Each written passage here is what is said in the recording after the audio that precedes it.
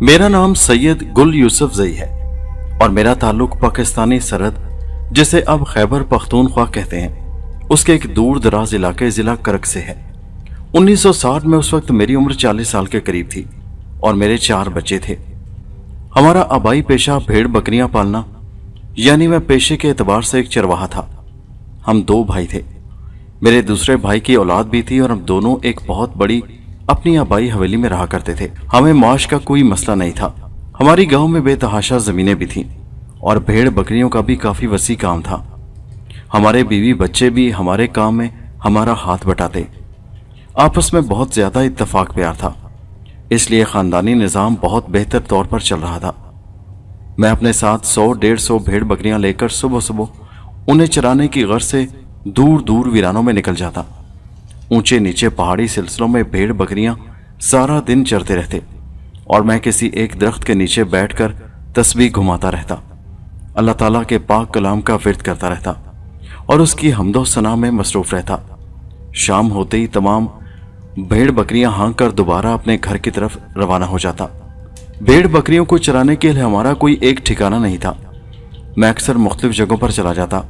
वैसे भी हमारा ये इलाका बहुत वसी, सरसब्ज और शादाब पहाड़ी इलाका था और यहाँ भेड़ बकरियों के लिए चारा बहुत ज्यादा था। ये गर्मियों की एक दोपहर की बात है कि मैं अपनी भेड़ बकरियों को लेकर चराने के लिए निकल खड़ा हुआ। मैं अमूमन दोपहर का खाना अपने साथ ही रुमाल में बांध कर ले जाता और पानी का एक कटोरा मेरे पास होता। वहीं किसी दरख्त के नीचे बैठकर दोपहर का खाना खा लेता और फिर शाम होते ही अपनी भेड़ बकरियों को हाँक कर वापस आ जाता। सुबह घर से निकलते वक्त तमाम भेड़ बकरियों की तादाद गिनता और शाम को उन्हें घर लाते वक्त भी खूब गिन कर वापस लाया जाता कि कहीं कोई भेड़ बकरी कम ना हो। यह गर्मियों के एक दिन की बात है। धूप में अभी इतनी ज्यादा तेजी नहीं थी। सारा दिन बकरियां चरने के बाद जब मैं उन्हें वापसी के लिए हाँकने लगा तो मैंने घर ले जाने से पहले उनकी तादाद गिनी। उनमें एक बकरी कम थी। मैं बड़ा हैरान हुआ कि बकरी कहाँ गई। मैंने फिर दोबारा से तमाम भेड़ बकरियों को गिना, मगर फिर एक बकरी कम थी। यह मेरे लिए बड़े अचंभे की बात थी। ऐसा आज तक कभी नहीं हुआ था, क्योंकि जब रेवड़ की चंद भेड़ बकरियों को हाँका जाता तो बाकी इधर उधर गई तमाम भेड़ बकरियां खुद ही पास आ जाती और फिर सारा रेवड़ इकट्ठा होकर खुद ही चल पड़ता। मैंने इधर उधर खूब देखा भला, मगर मुझे कहीं गुमशुदा बकरी नजर न आई। मैं बड़ा परेशान घर वापस आ गया। मैंने अपने भाई अब्दुल समद को यह बात बताई कि आज रेवड़ में एक बकरी कम है। वो कहने लगा कि जंगल में कहीं खो गई होगी, कल आप दोबारा जाकर ढूंढ लीजिएगा। हो सकता है किसी और चरवाहे को मिल गई हो तो वो हमें वापस लौटा देगा। मैंने कहा ठीक है। दूसरे रोज हम दोनों भाइयों ने मिलकर उस जगह पर बकरी को तलाश किया, मगर हमें बकरी कहीं ना मिली। दूसरे चरवाहों से भी पूछा, मगर उन्होंने भी इनकार में सर हिला दिया। गांव के कुछ और चरवाहे भी थे जो दूसरी सिमतों में जाकर अपनी भेड़ बकरियां चराते थे। सबसे पूछा, मगर सब ने कहा कि हमारे पास तो ऐसी तुम्हारी कोई बकरी नहीं। कहने लगे, तुम्हारी तरफ वीराना बहुत ज्यादा है जिस तरफ तुम भेड़ बकरियां लेकर जाते हो सकता है तुम्हारी बकरी कहीं वीराने में दूर निकल गई हो, लिहाजा जाकर तसल्ली से ढूंढो। हम दोनों भाइयों ने सारा दिन बकरी को तलाश किया, मगर बकरी हमें ना मिलनी थी और ना मिली। मायूस होकर हम वापस आ गए। आहिस्ता आहिस्ता हम उस बकरी को भूल गए। जाहिर है इसके सिवा कोई चाराकार भी नहीं था। मगर एक हफ्ते के बाद फिर वैसा ही वाकया रुनमा हुआ। अब की बार फिर एक बकरी कम थी। मैं बड़ा हैरान था। मैंने फिर शाम को जाकर अपने भाई को बताया तो वो भी हैरान हुआ और कहने लगा, ऐसा कैसे हो सकता है? हमारी बकरी आखिर कौन ले गया? ये दूसरी बकरी है जो हमारी गुम हो चुकी है। चले देखें क्या होता है। अगले रोज मेरे भाई ने एक तरकीब मुझे बताई। कहने लगा, अब तुम सिर्फ 10 बकरियां लेकर जाना, बाकी बकरियां मैं गांव की दूसरी सिमत ले जाता हूं। अब इन 10 बकरियों पर खूब नजर रखना। कुछ दिन ऐसा ही करके देखते हैं, फिर मालूम पड़ेगा कि 10 बकरियों में से एक बकरी कहां गुम हो गई, कौन उसे चुरा कर ले जाता है। थोड़ी बकरियों पर नजर रखना बहुत आसान होगा। मैंने उसकी तरकीब से इत्तफाक किया और 10 बकरियां लेकर रोजाना चराने के लिए ले जाने लगा। लेकिन फिर वैसा ही वाकया रुनमा हुआ। 4 दिन के बाद उन 10 में से एक बकरी फिर गायब थी। अब तो हम दोनों भाई बड़े परेशान हुए। ये हमारा कारोबार था, हमारा रिज़्क रोज़ी का वसीला था और ऐसा नुकसान हम बर्दाश्त नहीं कर सकते थे। मेरा भाई अब्दुस समद और मैं दोनों सर जोड़कर बैठ गए और सोचने लगे कि इस बात का हल कैसे तलाश किया जाए। आखिर चोर को कैसे ढूंढा जाए, कौन हमारी बकरियां उठाकर ले जाता है। आखिर खूब सोच विचार के बाद मेरे भाई ने एक ऐसी सलाह मुझे दी जिसे सुनकर मैं आशश कर उठा और तारीफी नज़रों से भाई को देखने लगा। मेरे भाई ने कहा था, भाईजान तमाम बकरियों को छोड़ दीजिए, सिर्फ 2 बकरियां लेकर जाइए और उन दोनों बकरियों को आपस में एक बड़ी सी रस्सी के साथ बांध दीजिए ताकि वो एक दूसरे से दूर ना जा सकें। फिर उन दोनों बकरियों पर छुप छुप कर नजर रखिए कि वो कहाँ जाती हैं और कौन उन्हें पकड़ने की कोशिश करता है। वो जिस घाटी में भी जाएं, जिस दरख्त के नीचे जाएं, जहां भी जाएं, आप उनका पीछा करते रहिए। फिर आपको ये देखने में आसानी होगी कि आखिर चोर कौन है। मैंने उसकी बात से इत्तेफाक किया। अगले रोज मैंने 2 बकरियां ली और उनके दरमियान एक लंबी सी रस्सी को बांध दिया। इस तरह करने से दोनों बकरियां एक दूसरे से अलग नहीं हो सकती थी और फिर मैं उन्हें लेकर चराने के लिए निकल खड़ा हुआ। बकरियों को मैंने चरने के लिए वहीं खुला छोड़ दिया। थोड़ी देर बैठा मैं अपने दम दरूद में मसरूफ रहा और फिर उसके बाद मैंने उठकर आहिस्ता आहिस्ता बकरियों का पीछा करना शुरू कर दिया। बकरियां पहले तो इधर उधर घास में मुंह मारती रहीं, फिर ऊंची नीची ढलानों में इधर उधर गुम हो गई, मगर मैं मुसलसल उन पर नजर रखे हुए था। मेरे हाथ में एक डंडा भी था। बकरियां चलते चलते एक टीले का मोड़ मुड़कर दूसरी तरफ चली गईं। मैं भी उनके पीछे पीछे था। मैंने टीले के पीछे छुप कर देखा। बकरियां एक ऐसी जगह पहुंच गई थी जहां चारों तरफ वीराना ही वीराना था। निहायत खौफनाक मंजर था। वो जगह नीची थी और आसपास ऊंची नीची घाटियां थी। दोपहर का वक्त था और ये तो वैसे भी वीराना था। आसपास किसी जी रूह का नामो निशान तक न था। मैं धीरे धीरे चलता हुआ एक झाड़ी की ओट में हो गया और उन्हें देखने लगा। बकरियां बेफिक्री से घास चर रही थी कि अचानक मैंने सामने के एक टीले से किसी साये को निकलते हुए देखा। वो सारे का सारा साया स्याह रंग के लिबास में मलबूस था और उसके स्याह बाल बिखरे हुए थे। उसकी शक्ल और सूरत वाज़ेह तौर पर नजर नहीं आ रही थी। उसके बाहर निकलते ही अचानक बकरियों में खलबली सी मच गई। बकरियां अपनी ऊंची आवाज में मैं करने लगी, मगर उनकी आवाज अगर मैं वहीं अपनी मखसूस जगह पर बैठा होता तो मुझ तक नहीं पहुंच सकती थी। जब वो पहली बकरी को यहां से उठाकर ले गई थी, फिर वो साया थोड़ा और करीब आया तो मैंने उस काले लिबास में लिपटे हुए वजूद को देखकर एक लम्हे के लिए मैं सर से पांव तक लरस गया। वो एक निहायत खौफनाक और भयानक किस्म की एक डायन नुमा औरत थी जिसकी खौफनाक सुर्ख आंखें बकरियों पर जमी हुई थीं। उसने एक बकरी को पकड़ने के लिए आगे हाथ बढ़ाया और बकरी उससे बचने के लिए इधर उधर भागी। बकरी के साथ एक लंबी रस्सी बंधी थी जिसके दूसरे सिरे पर दूसरी बकरी बंधी हुई थी। उस पर भयानक डायन ने जब देखा कि बकरी भाग रही है तो उसने एक ही छलांग में आगे बढ़कर रस्सी को पकड़ लिया और अब वो अपनी हाथों से दोनों बकरियों को अपनी तरफ खींचने लगी। उसके हाथों में बेपनाह ताकत थी। बकरी अभी तक चिल्ला रही थी मगर उसने एक ही झटका दिया और दोनों बकरियां उड़ती हुई जैसे उस डायन के करीब जा गिरी। उसने खौफनाक पंजा आगे बढ़ाकर एक बकरी को अपने पंजे में दबोच लिया। मैं दूर झाड़ी के पीछे खड़ा यह सारा मंजर बड़ी हैरत और खौफ से देख रहा था। मेरा दिल जोर जोर से धक धक कर रहा था और मुझ में इतनी हिम्मत नहीं पड़ रही थी कि मैं आगे बढ़कर बकरियों की कुछ मदद कर सकूं, उस डायन के पंजे से अपनी बकरियां छुड़ा सकूं। वैसे भी उसे मैं क्या कह सकता था। मेरे देखते ही देखते उसने दोनों बकरियों को अपने दोनों बाजुओं के नीचे दबोचा और आन की आन में उन्हें दबोचे वहां से उसी टीले के पीछे एकदम से गायब हो गई। मेरा दिल जोर जोर से धड़क रहा था। मैं सोच भी नहीं सकता था कि इस वीराने में ऐसी भयानक डायन से दिन के वक्त सामना हो जाएगा। यही वो डायन थी, यही वो चोर था जो हमारी बकरियों को उठाकर ले जाती थी और हमारी बकरियां रोज बरोज कम होती जा रही थी। मैं जोर जोर से कलमा पाक का विर्द करता हुआ वहां से वापस घर को भागा। घर पहुंचा, मेरी हालत बहुत खराब हो रही थी। मेरी बीवी मुझसे पूछने लगी, खैरियत तो है, क्या हुआ आपको? मैंने उसे सारा वाकया क्या सुनाया। वो बेचारी भी परेशान हो गई। फिर जल्दी से बच्चे को भेजकर अपने भाई अब्दुस समद को घर बुलवाया और उसे सारी बात बताई। अब्दुस समद ये बात सुनकर बड़ा हैरान और परेशान हुआ और कहने लगा, भाईजान क्या आपको यकीन है कि वो एक डायन थी? हाँ, क्या मैं झूठ बोल रहा हूँ? वो बड़ी खौफनाक भयानक नुमा एक चुड़ैल किस्म की औरत है। वो तो औरत है ही नहीं बल्कि चुड़ैल है, डायन है, जो हमारी बकरियों को उठाकर ले जाती है और यकीनन हमारी बकरियों को खा जाती है। मेरा भाई भी बेचारा ये बात सुनकर कुछ डर सा गया था। कहने लगा, भाई इसका हल यही है कि आप जंगल के उस तरफ बकरियों को लेकर मत जाइए, हम गांव के दूसरे सिमत जाया करेंगे। आप जानते हैं कि गांव में बकरियों का सबसे बड़ा रेवड़ हमारा है। अगर उससे बकरियां वहां पर नहीं मिलेंगी तो फिर वो ज़रूर गांव का रुख करेगी, और अगर गांव का रुख करेगी तो हमारा रेवड़ गांव में सबसे पहले आता है, यानी हमारा घर, जहां हमारी बकरियां बंधी होती हैं। इसका मतलब है कि हमारी बकरियां हमारे घर में भी महफूज नहीं हैं। बात तो आपकी ठीक है, वो बोला।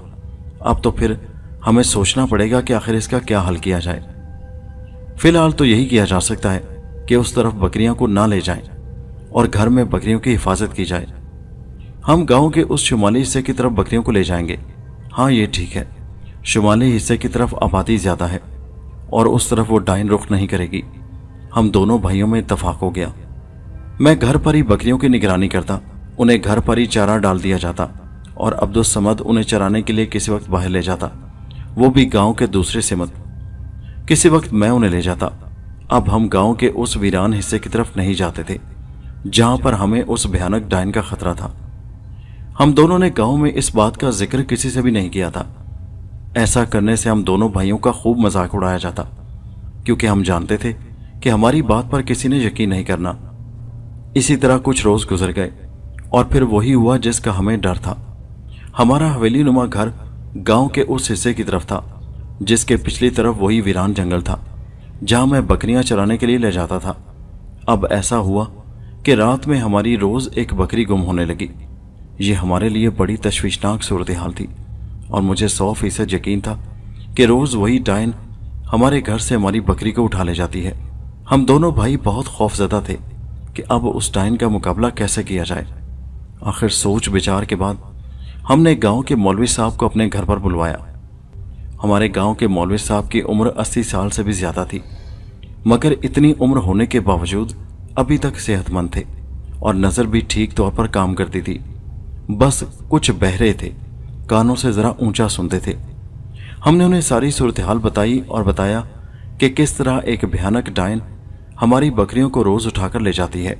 पहल तो उसने चरागाह में हमारे रेवड़ पर हमला किया था और अब हमारे घर से भी बकरियां उठाई जाने लगी हैं। खुदा के लिए मौलवी साहब हमारी मदद कीजिए, हम बड़ी मुसीबत में हैं। मौलवी साहब ने हमारी बात बड़ी तवज्जो से सुनी, फिर कहने लगे, ठीक है, मुझे अपनी हवेली के उस हिस्से पर ले चलो जहां पर तुम सब अपनी बकरियों को बांधा करते हो।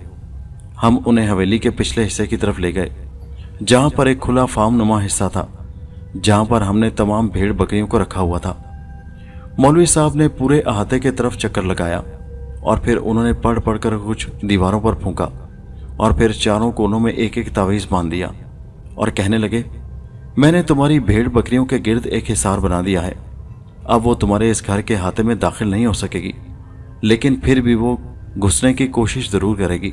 मैंने पूछा, मौलवी साहब, क्या उस डायन से छुटकारा हासिल करने के लिए कोई मुस्तकिल हल नहीं किया जा सकता? मौलवी साहब कहने लगे, हाँ, किया तो जा सकता है, मगर ये एक मुश्किल अमल होगा और इसमें जान भी जा सकती है और इसमें तुम दोनों भाइयों में से कम एक को मेरा साथ देना होगा। मैंने कहा, हम तैयार हैं, आप बताइए हम आपका किस तरह साथ दे सकते हैं? मौलवी साहब कहने लगे, पहले कुछ रोज़ तक इन तावीज़ों का असर देखो। अगर फिर भी तुम्हारी बकरियां इसी तरह गायब होती रहीं तो फिर इसके बारे में कुछ और सोचेंगे। और हाँ, अगर उस डायन का मुकम्मल खात्मा करना है तो मुझे कुछ रोज़ का वक्त दे दो, मैं इसके बारे में कुछ अमल वगैरह करके ही तुम्हें कुछ बता सकता हूँ। हमने मौलवी साहब का बहुत शुक्रिया अदा किया।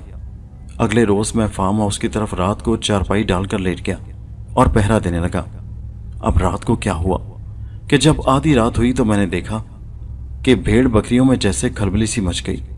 मैं हड़बड़ा कर उठा, डंडा मेरे हाथ में था और मैं अभी कच्ची नींद में ही था, सोया नहीं था, मगर वो डंडा मेरी हिफाजत के लिए काफ़ी नहीं था। मैंने देखा कि हमारी हवेली के बैरूनी दरबार के पास एक बहुत लंबा सा साया नजर आया। वो साया इतना लंबा था कि उसे देखकर मुझे खौफ सा आने लगा। चांद की चांदनी में मैंने उस काले रंग के साए को देखा जो लगता था कि आसमानों तक लंबा हो गया है। वो वही भयानक डायन थी जो हमारी हवेली के दीवार के दूसरी तरफ खड़ी थी और हवेली के अंदर दाखिल होना चाहती थी, मगर शायद वो तावीज़ों और उस दम की वजह से दीवार के अंदर नहीं आ सकती थी। और फिर मैंने देखा कि वो बार बार एक हाथ अंदर बढ़ाकर किसी बकरी को उठाने की कोशिश करती, मगर फिर एक झटके से अपना हाथ पीछे कर लेती। मैं समझ गया कि बिलाशुबा ये तावीज़ों का ही असर था, मगर इधर बकरियों में हलचल सी मची हुई थी। बकरियां शोर मचा रही थी। कुछ देर वो बकरी को उठाने की कोशिश करती रही, मगर मायूस होकर वो आहिस्ता आहिस्ता साया छोटा होने लगा और छोटा होते होते दीवार के पीछे जैसे गायब हो गया। अगले रोज सुबह के वक्त मैंने भागम भाग मौलवी साहब को इतला दी। मौलवी साहब कहने लगे, हाँ मियाँ, इसका मतलब है कि तावीज़ काम कर गए। बस मुझे एक दिन का वक्त और दो, मैं उस भयानक डायन से छुटकारा हासिल करने के लिए तुम्हारी ज़रूर मदद करूँगा। अगली रात फिर सुकून ही रहा। मुझे वो डायन दोबारा नजर ना आई, मगर तीसरी रात मौलवी साहब बजाते खुद हमारी हवेली में मौजूद थे। मौलवी साहब कहने लगे, तुम दोनों भाइयों में से कौन मेरा साथ देगा? आप हुक्म कीजिए मौलवी साहब, हम दोनों हाजिर हैं। मेरा छोटा भाई कहने लगा, मौलवी साहब की हिदायत पर मैं अमल करूंगा। आप बताइए मौलवी साहब, मैंने कहा। मौलवी साहब कहने लगे, आज रात मैं तुम दोनों के साथ यही रहूंगा। तुम में से एक भाई को ये पानी उस डायन पर डालना होगा। ये पानी दम किया हुआ है। तुम इस पानी की बोतल को पकड़कर उस दीवार के साए में छुपे रहना जहां से वो नमदार होती है, और जैसे ही मैं इशारा करूं ये पानी उस पर फेंक देना है। बस फिर तमाशा देखना, मगर इसमें बहुत एहतियात से काम लेना होगा, तुम्हारी जान को भी खतरा हो सकता है। मैंने अपने छोटे भाई को बहुत समझाया, मगर नहीं माना। वो इस बात पर अड़ा रहा कि ये वो काम खुद ही सर अंजाम देगा। मैं और मौलवी साहब दोनों हवेली के सहन में चारपाइयां डालकर लेट गए। सामने सारी भेड़ बकरियां बंधी हुई थी और बड़े आराम से बैठी जुगाली कर रही थी। मैं और मौलवी साहब कुछ देर बातें करते रहे और फिर ऐसे चादरें ओढ़कर लेट गए जैसे हम सो रहे हों, लेकिन हम दोनों ही जाग रहे थे और खबरदार थे। रात आहिस्ता आहिस्ता गुजर रही थी और फिर जैसे ही रात का 1 बजा, अचानक भेड़ बकरियों में खलबली सी मच गई। बकरियां उठ उठकर रस्सियां तोड़ाने लगी। ऐसा लगता था जैसे उन्होंने कोई बड़ी भयानक चीज देख ली हो। मैं और मौलवी साहब दोनों ने अपने चेहरे से चादरें हटा ली और उस दीवार को बगौर देखने लगे जिसकी दूसरी तरफ से वो डायन नमदार होती थी। और फिर हमने देखा कि एक काले रंग का भयानक साया दीवार के दूसरी तरफ बुलंद होने लगा, और बुलंद होते होते वो बहुत ही ऊंचा हो गया, इतना ऊंचा कि हम उसके सामने जैसे बोने से नजर आने लगे। फिर उस साये ने एक काला स्याह लंबा हाथ बढ़ाकर सहन के अंदर से बकरी को उठाना चाहा, मगर एक झटका खाकर पीछे हट गई और उसके मुंह से एक अजीब सी गुर्राहट निकली। मौलवी साहब के लिए अब इम्तिहान का वक्त था। वो फौरन उठ खड़े हुए और उन्होंने तस्बीह हाथ में लेकर बड़े जोरों शोर से कुछ पढ़ना शुरू कर दिया। अब वो मुंह उठाए उसकी तरफ देख रहे थे और कुछ पढ़ पढ़कर उसकी तरफ फूंक भी रहे थे। जवाब में डायन के मुंह से भयानक चीखें निकल रही थी। मौलवी साहब चिल्लाकर बोले, ए खबीस बदरू डायन, तू कौन है और क्यों इन गरीबों को तंग करती है? क्यों इनकी भेड़ बकरियों को उठाकर खा जाती है? जवाब में खबीस डायन बोली तो ना, लेकिन अपनी भयानक आवाज में गुर्राती रही।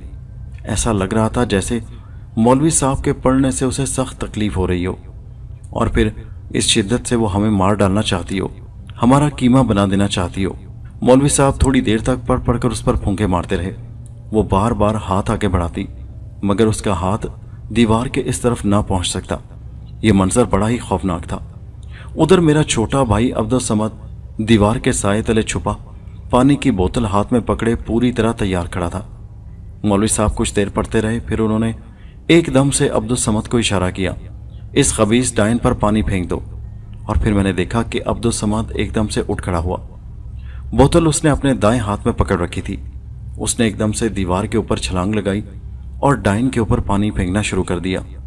उसी वक्त डायन का दायां हाथ लहराया और उसने इतनी जोर से अब्दुल समद को थप्पड़ मारते हुए धकेला कि अब्दुल समद किसी तिनके की तरह उड़ता हुआ दीवार के दूसरी तरफ जा पड़ा। लेकिन इस दौरान बोतल का वो पानी उस बदरू डायन पर फेंक चुका था और डायन के काले मकरू वजूद में आग भड़क उठी थी। मुझे अब्दुल समद की फिक्र होने लगी। मैं दौड़कर दीवार की तरफ भागने लगा तो मौलवी साहब ने मुझे इशारे से मना किया, रुक जाओ रुक जाओ रुक जाओ सईद गुल, इस खबीस डायन को खाकस्तर होने दो, उसको देख लेते हैं, अब्दुल समद को भी देख लेते हैं। चंद लम्हे तक उस डायन के वजूद में आग भड़कती रही और फिर आहिस्ता आहिस्ता उसका वजूद जैसे हवा में बिखर गया। अब वहां पर डाइन का नामो निशान तक न था। हर तरफ खामोशी थी। अब बकरियां भी पुरसुकून हो गई थी। मैं और मौलवी साहब फौरन दीवार की तरफ दौड़े। हमने दीवार से दूसरी तरफ झांक कर देखा, अब्दुल समद का जिस्म बेहिस्सो हरकत पड़ा हुआ था। हम दोनों दरवाजे की तरफ भागे। दरवाजे से बाहर निकलकर अब्दुल समद को उठाने की कोशिश की तो ये देखकर मेरी चीख निकल गई। अब्दुल समद मर चुका था, उसकी गर्दन ढलक चुकी थी। डाइन के जोरदार थप्पड़ ने उसकी गर्दन की हड्डी तोड़ डाली थी। मैं धाड़े मार मार कर रोने लगा। मौलवी साहब मुझे तसल्ली देने लगे और बोले, मैंने तुम दोनों से कहा था कि इस काम में जान का खतरा है। अफसोस कि मैं अब्दुल समद की जान न बचा सका, मगर डाइन का किस्सा हमेशा के लिए पाक हो गया। मुझे अपने भाई की मौत का बड़ा दुख था। मौलवी साहब मुझे तसल्लियां देते रहे। अगली सुबह भाई की तदफीन हो गई, नमाज जनाजा हो गया। गांव के लोग डाइन के बारे में सुनकर बड़े खौफजदा हो गए, मगर मौलवी साहब ने उन्हें तसल्ली दी कि डाइन का खात्मा हो चुका है। वक्त गुजरता रहा। मौलवी साहब ने बताया कि हमारे पास चूंकि बेइंतहा वीराने हैं और ऐसी भयानक चीज़ें वीरानों में ही होती हैं। ये डाइन दरअसल बड़ी होशियारी के साथ लोगों के जानवरों को उठाकर खा जाती थी। इसने इंसानों को शिकार करना इसलिए शुरू नहीं किया था क्योंकि इस तरह इंसान होशियार हो जाते। उसका मकसद यही था कि लंबे अरसे तक इसी तरह जानवरों को खाती रहे और ख़त्म करती रहे और अपनी भूख मिटाती रहे और ख़तरे से महफूज रहे। इसने ज़रूर आसपास के गांव से भी जानवरों को उठाकर खाया होगा, मगर कब तक? अल्लाह की लाठी बेआवाज़ है, उसे उसके जुल्म की सज़ा मिलकर रही। मगर अफसोस है मियाँ कि इसमें तुम्हारे छोटे भाई की जान चली गई। खुदा सबको इन आफतों से महफूज रखे, आमीन।